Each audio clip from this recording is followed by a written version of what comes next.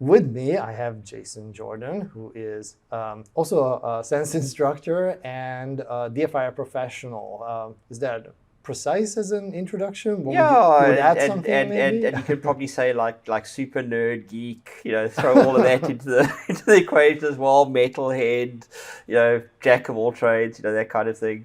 But fundamentally digital forensics. That's my thing. That's my jam. And it's always been mostly it has been. I mean, I sort of grew up in the 80s as a kid playing around with computers, ZX Spectrum and Commodore 64 and all those kind of things. I was just about to ask this. Yeah. So great, you're spot on. So your first computer was the Spectrum? Yeah, ZX Spectrum. Okay. Yeah. So I'd always played around with computers, and then when I went and did my national service, I ended up getting into the police. I've always done investigation of some sort, and I just kind of combined my love of technology and my geeky pursuits and my nerdy pursuits with forensics, and that's my thing.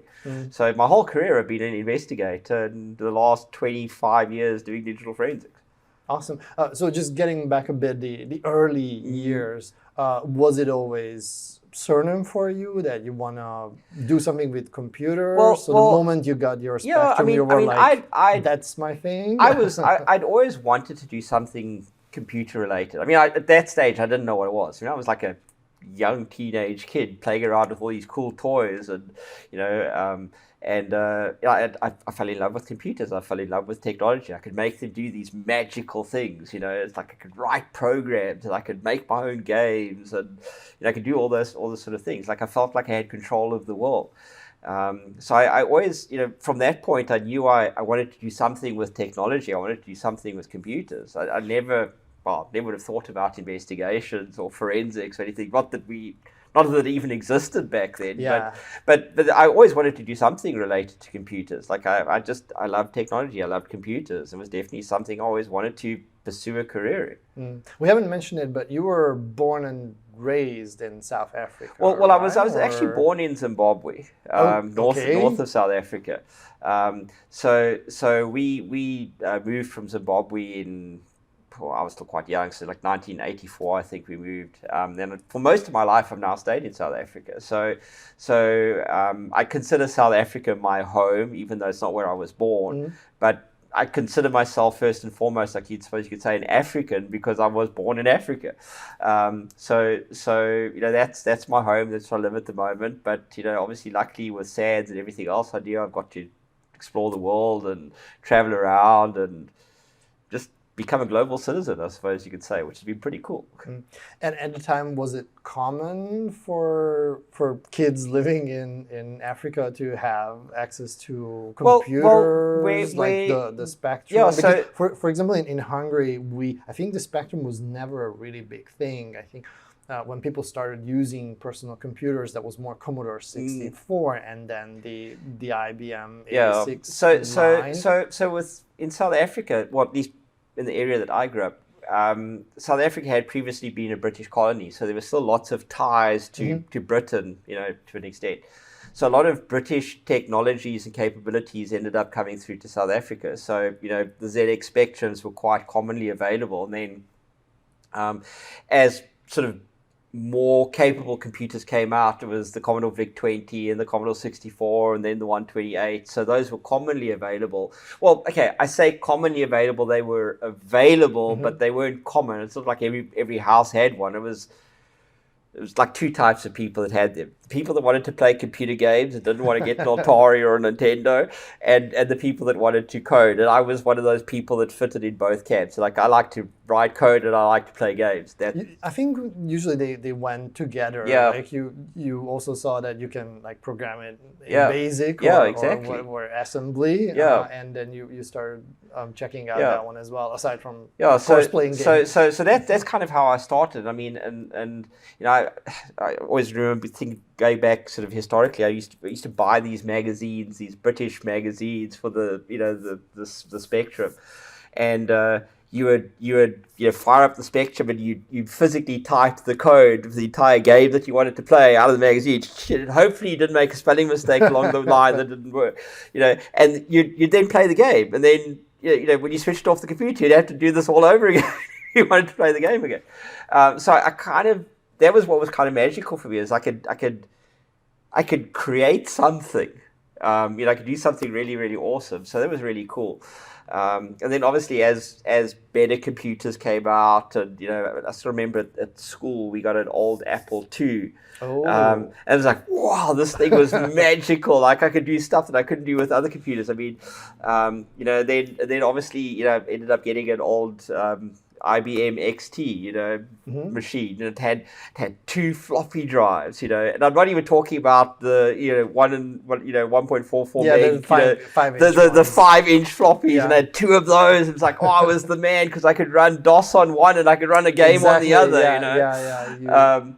But it's been a crazy journey. Like I can't even begin to think, if I go back 30 years, or even go back to when I was at school, I could never even begin to imagine the kind of world that we find ourselves in now from a technology point of view. It is pretty amazing. It's way beyond my wildest dreams could have been. And I don't think any of us could have predicted this. I think what we have today were in science fiction movies, exactly. Like the tricorder in Star Trek. Like we had the flip phones. Yeah, exactly. I still remember my Motorola StarTAC.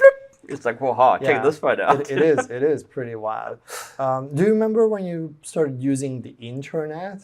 Oh, okay. So where you had first access to it? So the first time I got access to the internet, so I was quite lucky in the sense that the internet first landed in South Africa at a university called Rhodes University in Grahamstown, which is about 150 kilometers from where I lived. And it had like a really big, serious computer science department. So the birth of the internet in South Africa was effectively close to my home. But we also had a big German car manufacturer, and obviously anybody that decides to Google will figure out who that is. But they had a lot of network capabilities, and they were basically tied in via the internet effectively to Germany. And one of my best friend's dads was the system administrator for this massive Unix system, and we used to go and play on that on weekends. So I got involved sort of exposed to that early internet, the bulletin board systems and all that, like in the sort of early days. And this was, for me, it was magical. And there's no World Wide Web or anything, and everything was terminal based and everything. But suddenly I was talking to people in other parts of the world, and we were on bulletin boards doing things. And I started to dabble in hacking, at that point, because suddenly the world opened up for me. It wasn't just me sitting in front of my TV in my lounge writing games and things. Now suddenly I was on a computer in America, and I was on a computer in Germany, and I was talking to somebody in another country. And when you're a sort of 16, 17-year-old teenager back in those days, that was amazing. Yeah, I never had the BBS era. Like kind of jumped over that, and we already had like cable modem. Exactly. But I can totally relate to that. I think what was BBS for you was for me more like the IRC. Exactly. IRC channels, but. Yeah. So I basically went from bulletin boards, obviously, to IRC, and then it just kind of snowballed from there. And again, what we have today doesn't even resemble closely what we had back in the early days. Yeah, in a way it's different. In another way, it's the same. It's still it's still the same a bit. Okay, so after finishing, I guess, high school, right? What was your next step? What was your decision? Well, I wanted to study computers as some form. The only university that provided computer science studies at that time was, close to me, was Rhodes University. The problem was my mom couldn't afford to send me to university. So I was like, damn, it's like, this is one of those things.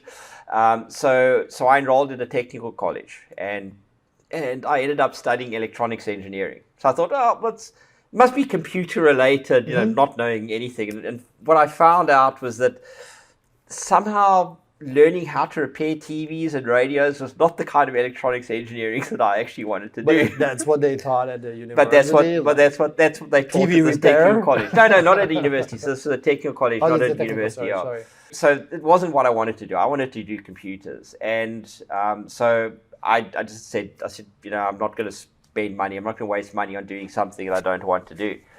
But the problem at that stage in South Africa is we had national service, national conscription. So if you weren't studying, you had to go and do national service. And my options were basically go to the army or go to the army or go to the army kind of thing. And a friend of mine said to me, well, why don't you consider joining the police? Because the salary's better, but the police also offer bursaries so you can go and study further. So I thought, well, if I've got to do my national service, maybe that's a better idea.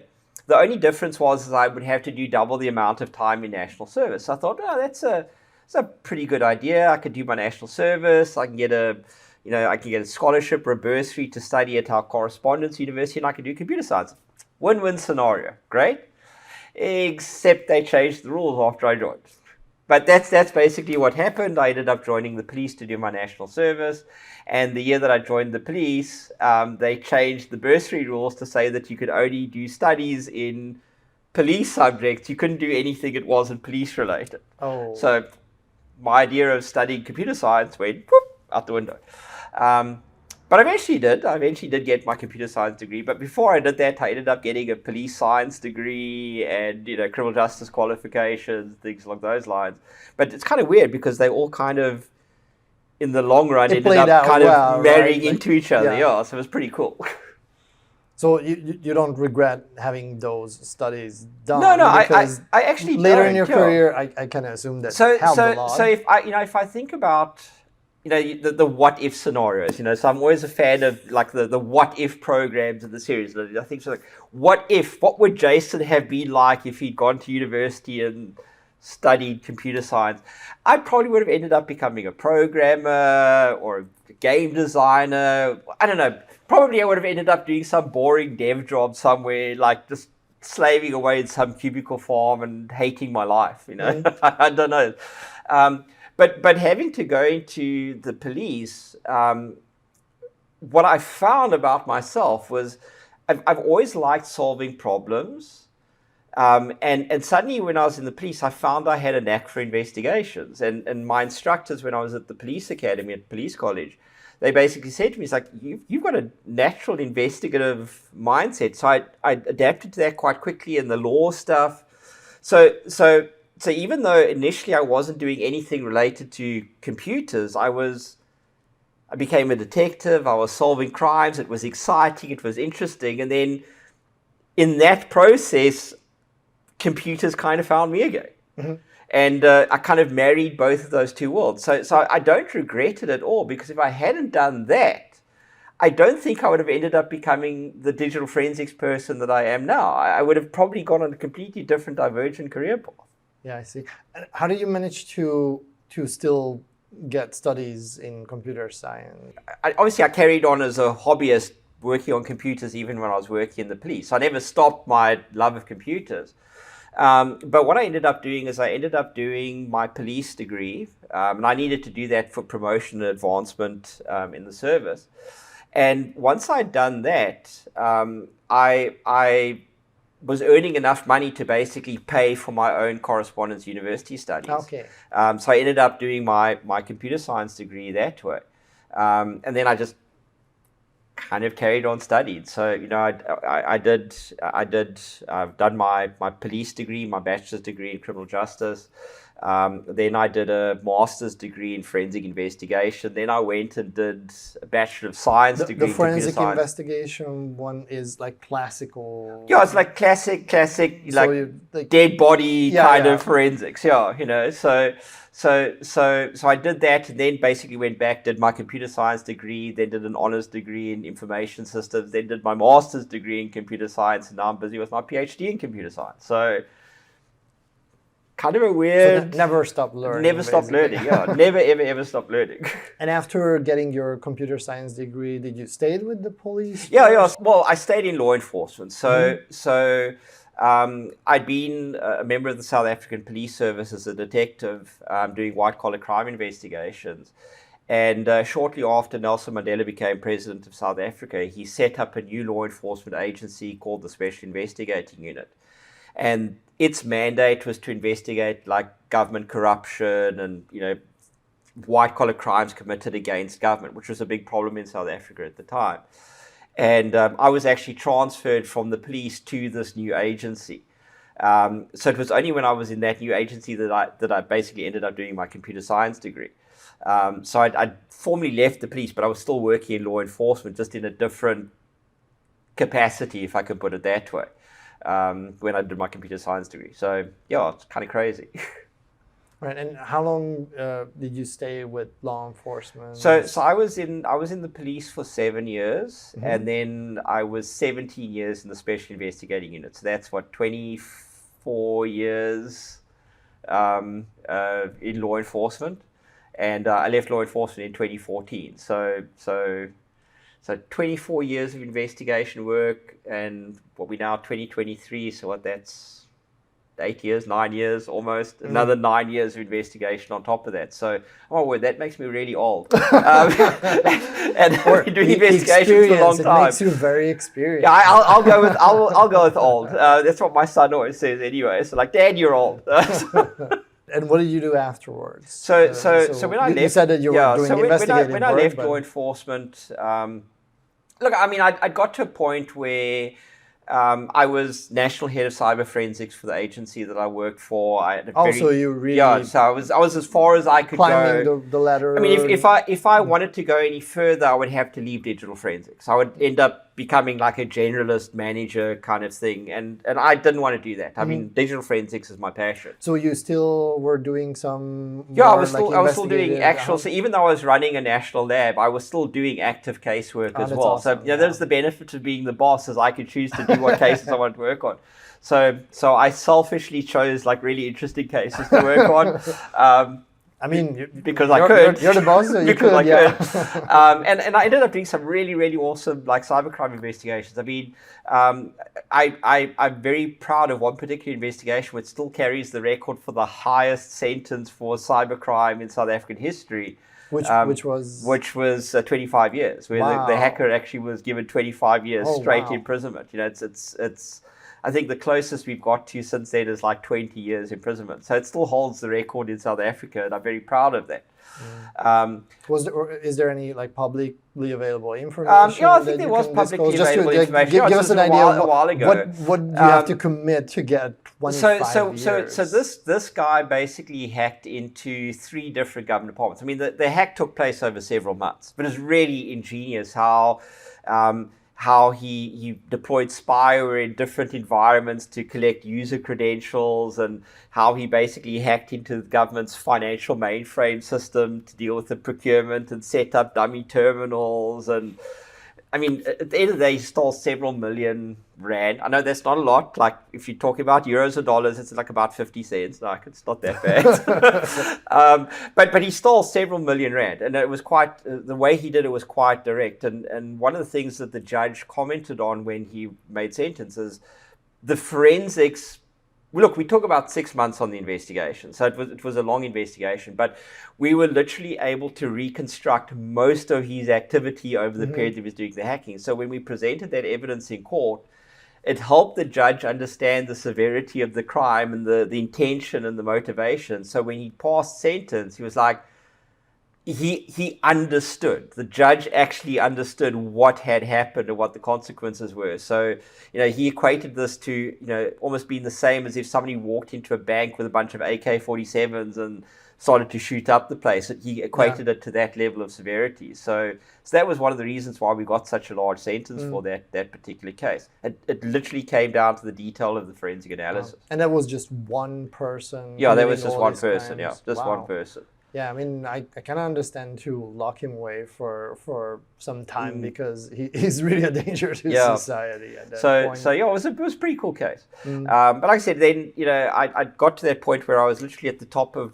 my career. I couldn't go any further, and I wanted to have new challenges. I mean, I'm 51 now, so that would have been 9 years ago. So I would have been 42. Yeah. So at 42, like. I could stay in that position until I retired at 65, and I wouldn't have gone any further. Yeah, I would have still investigated cool cases and things, but I wouldn't have. I don't know if I would have grown as a person. Yeah, no, I see what you mean. Like that's an age where you really need to decide what you want to do with the rest of your career. So, and if you make that decision, you probably have to pursue that path. Yeah. That's how you can get the most out of it. It kind of, a lot of things kind of happen all at the same time, which kind of created a path, if I can put it that way. So I think it was 2011. I did my first SANS course. It was the 408, the precursor of the 500 course. And who was the instructor? Jess Garcia. So Jess, big shout out to Jess. And Jess was the instructor. Ted Demopoulos was there. And as a student? As instructor. So Jess was teaching 408, and I think Ted was teaching either 504 or 401. I can't remember.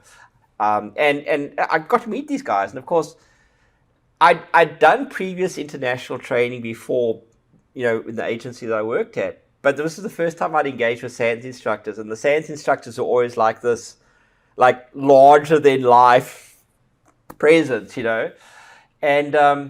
and both Jess and Ted sort of spoken to me, obviously seeing me engaged in the class, like, hey, we've got an at-night talk on this Wednesday. Would you like to come and give a presentation? Like the same event. The same event. So I'm like, okay, cool. That's a good. Of course, I was nervous as hell because these are two legendary kind of guys.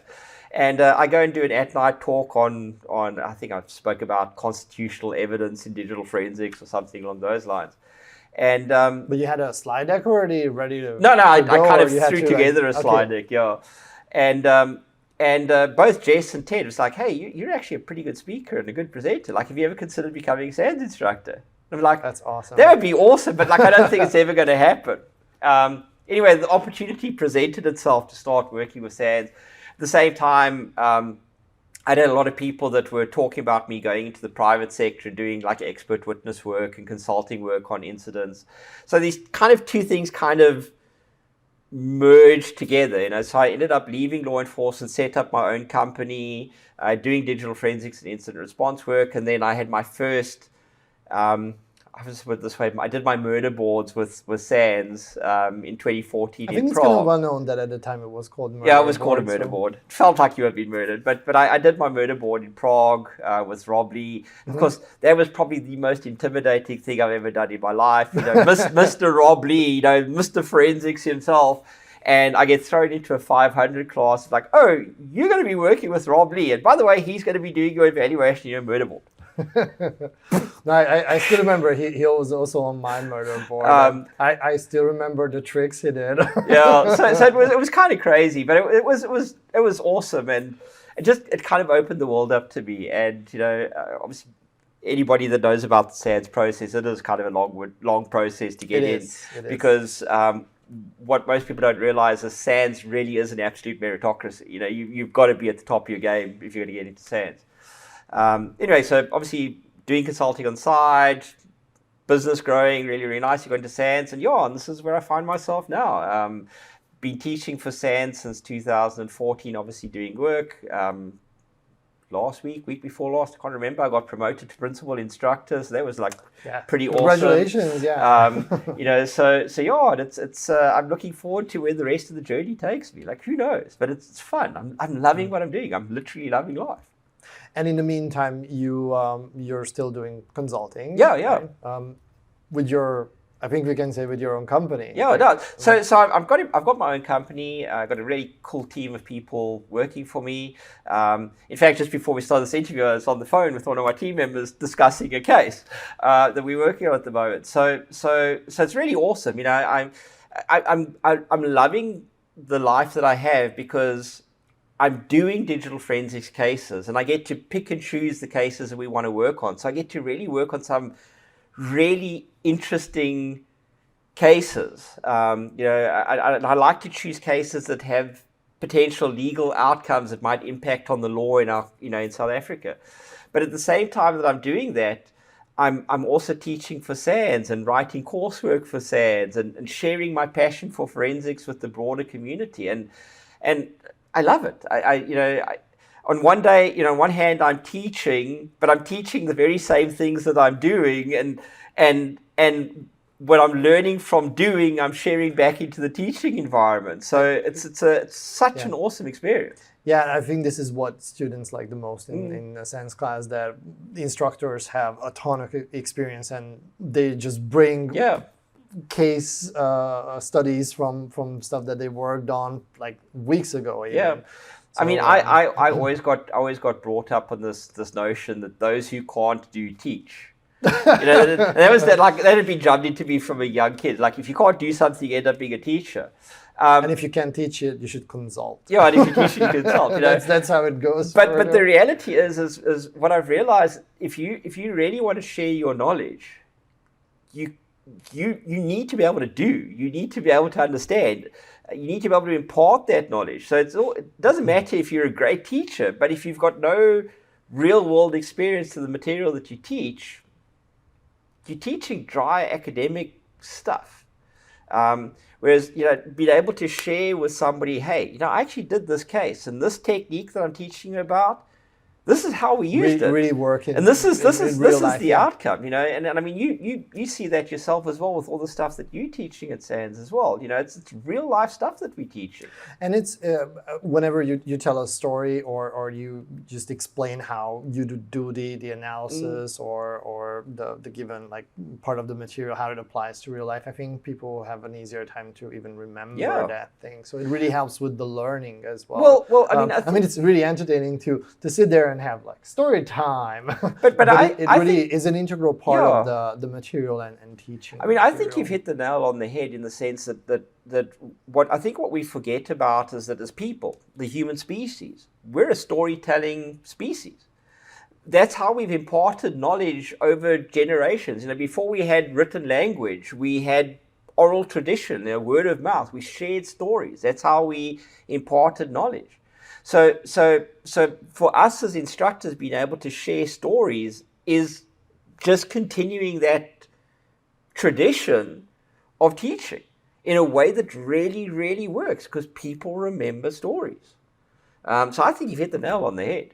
And for me, also teaching helps me in my projects as well, because when I'm working on something, I do realize like, this is something that we actually teach in the material. So what I'm working on right now, this project or the case, the incident, this is a great example for what we're teaching. Yeah. So I'm able to bring it back, relate it back and forth. So, but another thing, and I think you sort of highlighted this as well, is on one hand, it's easy for us to say, okay, we take our experiences from the working environment into the teaching environment. But the experiences we get in the teaching environment also translate into the work environment. So, every class that I teach, I have engaged students and I learn something from my students. Absolutely. Because there's one of the things that really frustrates me in academia in general, it's probably why I'll never become an academic, is sometimes there's this sense of arrogance, like I'm the professor, like I know everything kind of thing. And the reality is that in our field, you can't know everything. You can't experience everything. So every class we teach, every person we engage with, there's something for us to learn. So for me, I find that as a teacher, I'm always perpetually a student. And my students are my teachers. And not just my students, like even my fellow instructors, that I can sit down around a lunch table or a dinner table with my friends, my fellow instructors, and learn from them. And not have anybody look down on you because you don't know something that they know, and vice versa.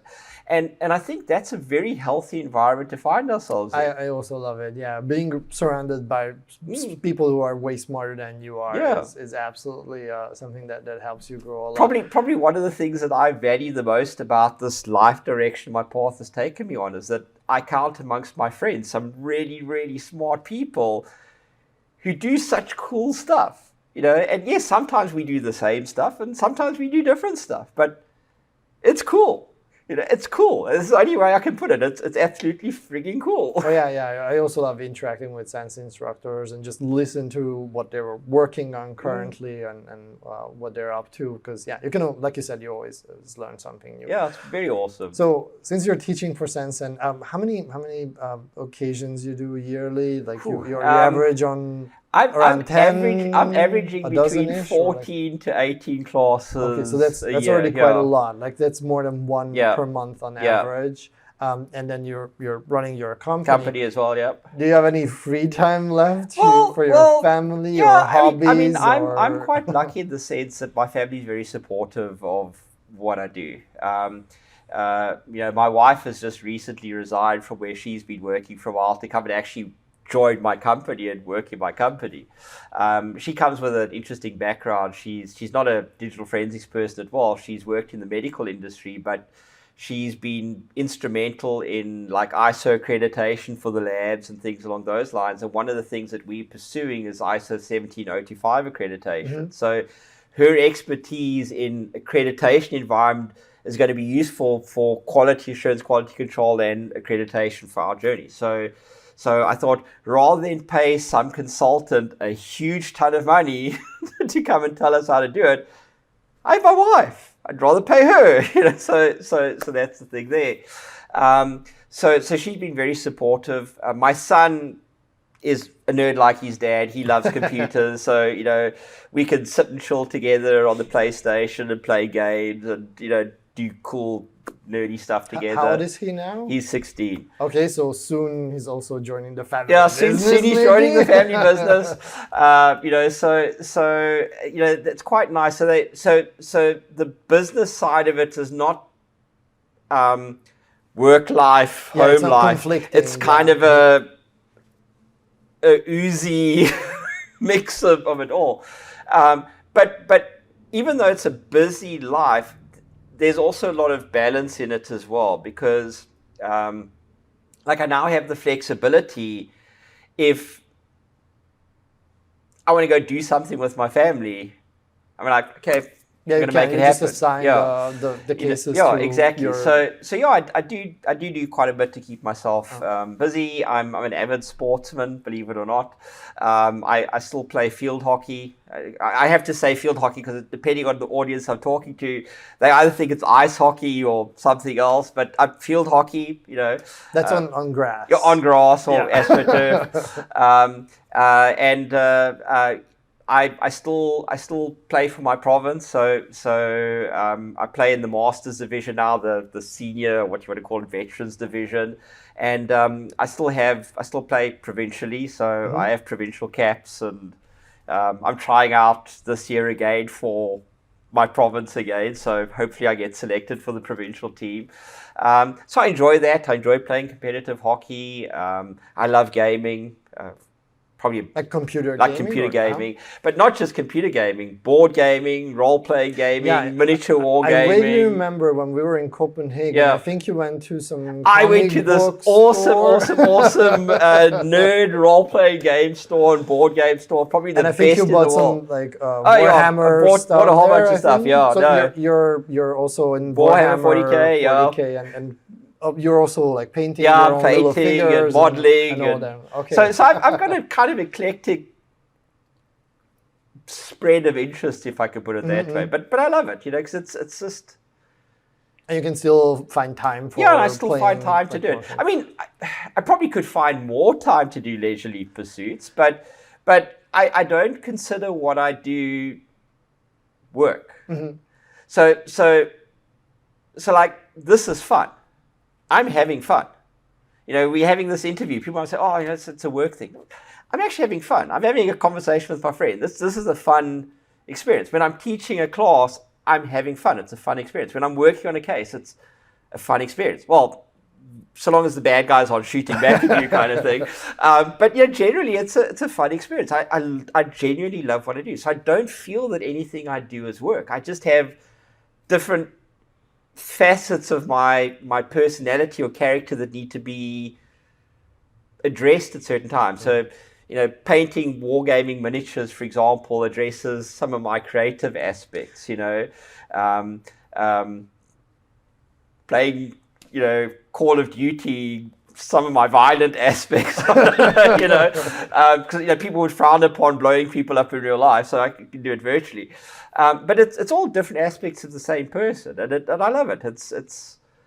it's pretty cool.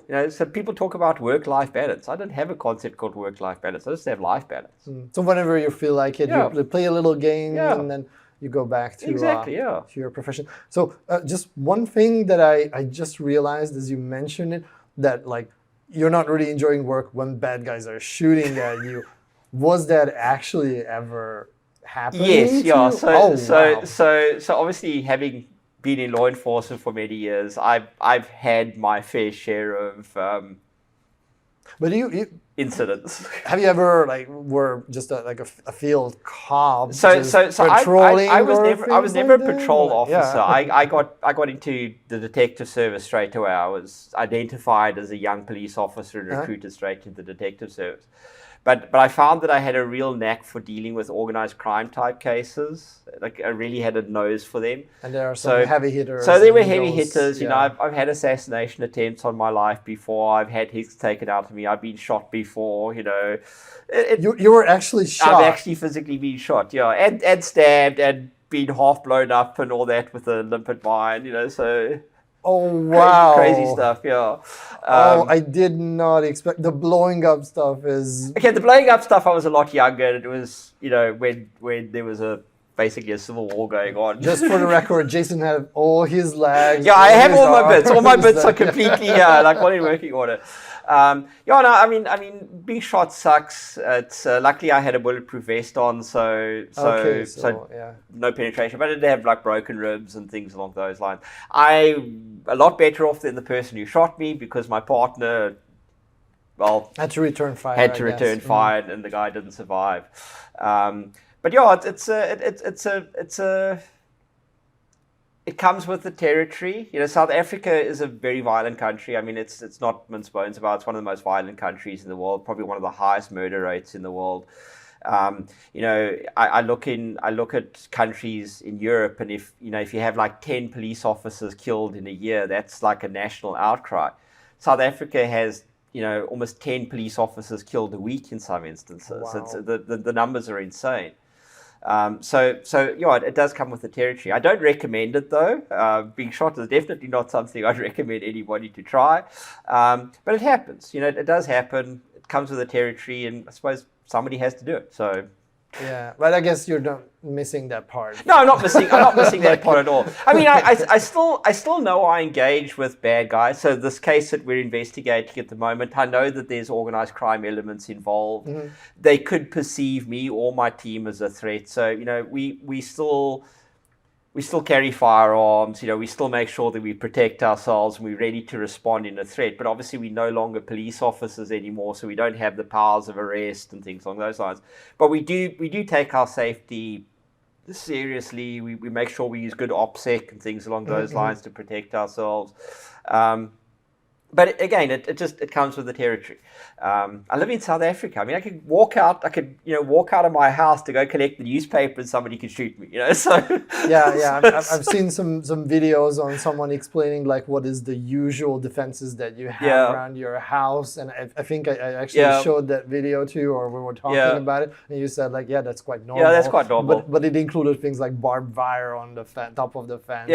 So I've got two big huskies that look as mean as hell, but they'll probably lick you to death before they would bite you. But they look damn intimidating. I'm pretty sure if the bad guys are coming, they will protect. They usually when people walk down our street, they walk on the sidewalk and they get to our house and they cross over the street and walk on the sidewalk on the other side. At least they can bark. I guess. So they can bark and they look pretty aggressive. But like I said, they'll probably lick you to death. But it's just the society that we live in, and.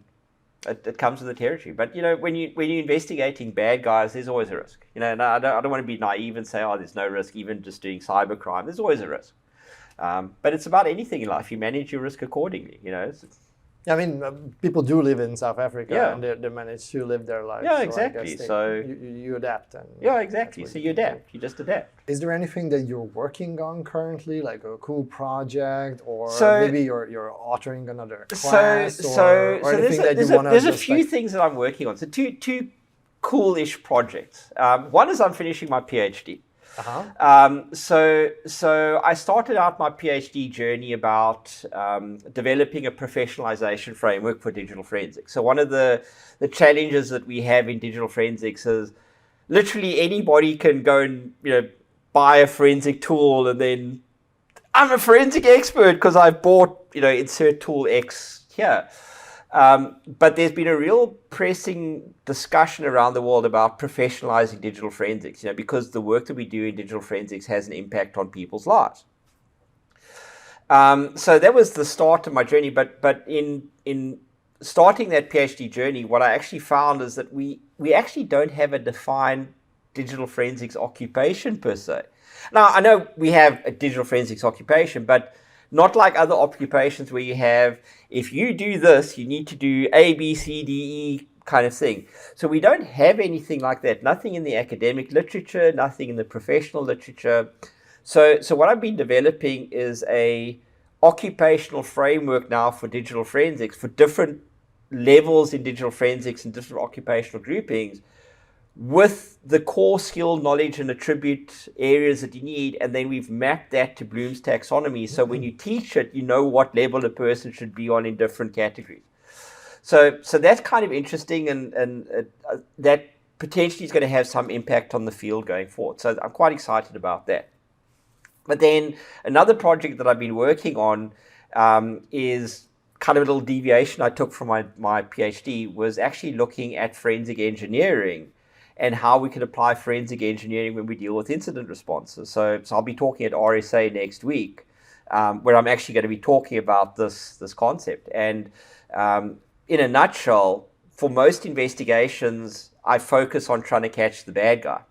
Hacker breaks into your network, I try and find the hacker and find him, or I try to find out what the hacker did so we can fix the organization.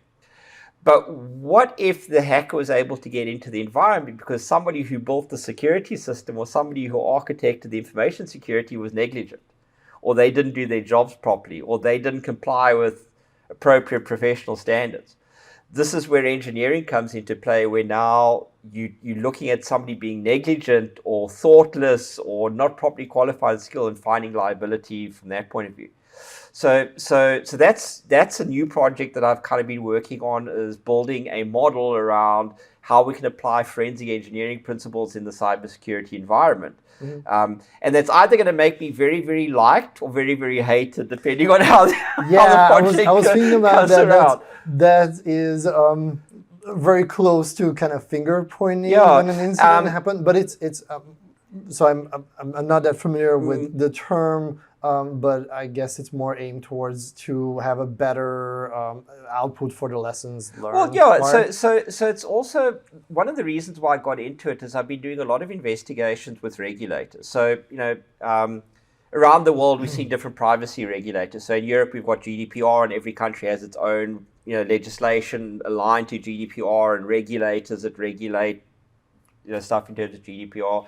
South Africa, we went down exactly the same route. We have a piece of legislation called the Protection of Personal Information Act. It established an information regulator that has the legal power to investigate these breaches and figure out whether a company adequately protected personal information or not, and has the ability to issue fines and penalties. And we got involved in an investigation into a very large data breach for the regulator. And our brief wasn't catch the bad guy. The brief was, did the company do things the right way?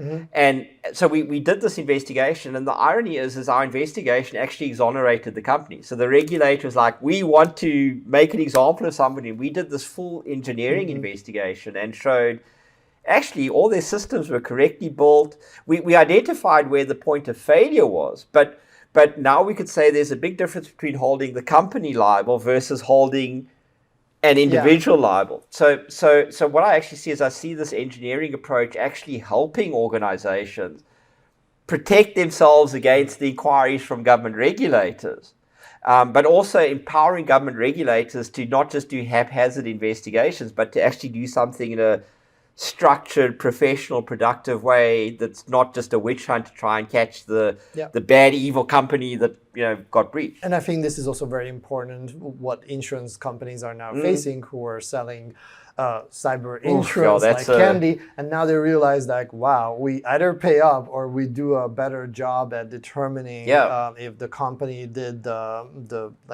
bare minimum, then it's not.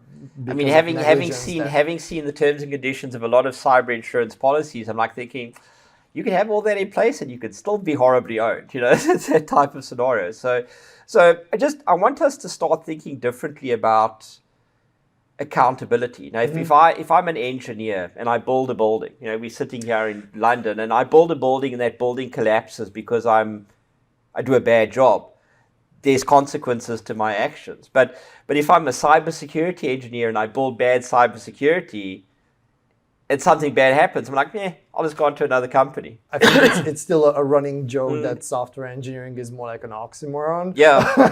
Well, you cannot develop software. Yeah, but I see what you mean. Yeah, if you're a civil engineer, you have to really over architecture things to make sure that your bridge is not going to collapse or your building is not going to collapse. I'm a member of I'm a member of a number of professional bodies, but two professional bodies in particular. So I'm a professional member of the Institute for Electronics and Electrical Engineers, and I'm a member of the Association of Computing Machinery. Both of those professional bodies have been grappling with the issues of professionalization in the computer space for 40 years. And we're no closer to any resolution. But there is definitely a drive, there's definitely a desire to say, especially in the modern world, 40 years ago, computers were a niche thing. Nowadays, computers and information systems underpin the very existence of humanity. So yes, 40 years ago, maybe holding me accountable was not ideal because what damage could I really do? But nowadays, I could do a lot of damage. So I think the rules of the game have changed and governments are starting to realize that, and there is a lot more push to a regulatory environment. So I'm hoping if we can look at frameworks like this, we can build better security frameworks so that we are not the ones that get dictated to. We can say, hey, we can actually build something and we can build a model to hold people accountable to, and let's do this rather than government comes with a big stick and says, whack, whack. Yeah, I don't like the whack bit. And this probably can help with something that is really bothering me for quite some time, that certain aspects of information security are still more like art than science. Yeah, exactly. So I really would like to, one of my friends said that when we reach the point where it's really nicely defined and you have proper metrics, that's where our job will get boring. So he kind of hopes that this will not arrive anytime soon. But I don't think the boring part, I don't really agree with. It's probably just going to be more professional, more scientific. I think introducing more scientific rigor and more engineering rigor is good. But doing that doesn't mean that you have to lose your creativity. You and I spend quite a bit of time in the Middle East, as an example. And I look at some of those amazing building projects and architectural projects. The most amazingly creative buildings, the creativity that goes into engineering those structures is amazing, but they've still got to comply with rigorous standards and protocols. So I think you can have both. We've just got to find a good, practical, workable solution that makes it possible. Absolutely, and I think a lot of professionals got into dealing with anything to do with computers because they just like doing that. So it doesn't matter if they are going to program something or architecture a system, just building that system and then see it launching and working. But let's also look at the concept of a professional, because I think a lot of people misconstrue what a professional is. A professional is bound by a certain set of standards, but they are groundbreakers, they are leaders, they are pioneers, they're developers. When something gets to a point of view where somebody just has to follow a procedure, then they're not professionals anymore. Now they're technicians. And we see that with a lot of professions. The profession grows and it develops a technician, like an aligned technician layer that can do the standard process stuff. Which is super important. Which is important. It's critically important. But it doesn't take away from the creativity aspect. So the professional has to balance that creativity with the scientific and engineering rigor. If we didn't do that, we wouldn't have breakthroughs in medical science, for example. We wouldn't have surgeons trying out new techniques because the rule book says I have to do ABC. They'll have a situation where the rule book says I have to do ABC, but I've got enough space to be creative and create the rigor, the professional rigor around that creativity to make it work. And yeah, I think you can do both. Well, I'm certainly excited about these. It sounds something that is, I think the industry desperately needs. So is your work in your PhD thesis will be published in some way that is accessible? So I'm hoping that I'll do my PhD defense this year, later this year. And then I'll go on a publication drive, if I can put it that way. So hopefully it's not going to be hidden in some sort of paywall. Yeah, that's paper. Don't even get me started on that. Like I'm still an old school believer that I believe research should be made freely available to humanity. Well, there are ways around. But there are ways around that. But so I think people who ever bumped into a paywall because they had to pay I don't know $40 for a study, they know how to approach these problems. So I'll probably. But you don't plan to release a book afterwards? I probably will at some point. Obviously I've got to do the normal academic journal thing because people want academic journals. PhD, but I probably will do a book or something. I mean, I've written a couple of books up until now, but specifically arising from my PhD, and it'll probably be less academic and more accessible, if that makes sense. Because obviously a lot of academic work is academic. The language is archaic, and it's most people read this going, what the hell is this guy trying to say? But one of the things that I think you and I both know as people doing forensics and as people teaching forensics is we have to have that ability to translate sometimes very complex topics into an understandable format. So I'd like to take my PhD research and turn it into that understandable format. So I probably will do a book at some point on the process and maybe expand into some of the a lot of the books I see on digital forensics are very much focused on how to do certain techniques and how to do certain things. I'd like to build a book based on my research that looks at the core foundations of what you need to know and explore those areas, so that somebody could read it and say, hey, I'd like to get into the digital forensics career, and that book can become a roadmap of a sort to help guide them to whatever professional career they want to get to, and hopefully put enough interesting stories in it that the book's actually worth reading. So it's not a complete boring academic document, but we'll see how it goes. Well, you certainly got excited me about it, so I can't wait to hold it in my hands. I would definitely read it. Cool. Jason, thank you very much for your time. I think we could spend probably 3 times as much, but I'm not sure if my gear will hold up for it. So thank you again, and like I said, I can't wait to see that. Thanks, Dave. We definitely will do this at some point in the future. There has to be a sequel. We should do a part 2. There has to be a sequel, and then we could do the trilogy. And then we could go back and we could do the prequel, which is worse than the original. Exactly. Then we could do the post-trilogy, which everybody hates. I joke. But I look forward to it. We have the whole roadmap. Yeah, I look forward to it. We might do a part 2. I think there's a lot more to discover. Awesome. Thank you again. Awesome. Thanks, Dave.